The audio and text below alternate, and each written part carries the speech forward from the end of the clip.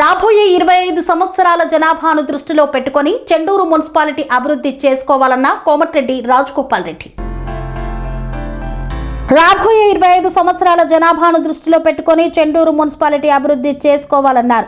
జంఘాల కాలనీలో సమస్యలపై కాలనీవాసులతో ముఖాముఖి నిర్వహించారు.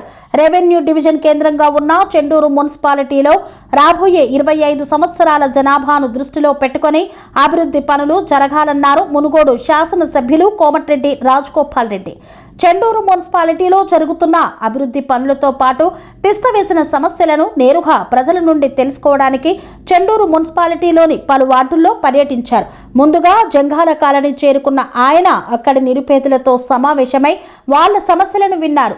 జంఘాల కాలనీలో ఉన్న గ్రౌండ్ లెవెల్ నీటి ట్యాంకులు సరిగా లేకపోవడంతో మున్సిపాలిటీ వ్యాప్తంగా 10 నూతన గ్రౌండ్ లెవెల్ నీటి ట్యాంకులు నిర్మించి నిరుపయోగంగా ఉన్న మరో 10 నీటి ట్యాంకులను ఉపయోగంలోకి తీసుకురావాలన్నారు.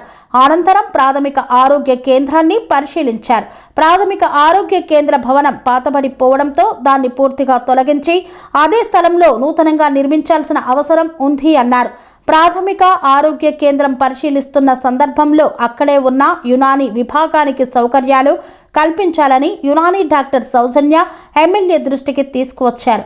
యునానీ మందుల ప్రాముఖ్యతను తెలియజేయడంతో పాటు అవి వాడడం వల్ల ఎటువంటి సైడ్ ఎఫెక్ట్ ఉండవని చెప్పడంతో అప్పటికప్పుడే కొన్ని మందులను స్వయంగా వేసుకున్నారు కోమటిరెడ్డి రాజగోపాల్ రెడ్డి.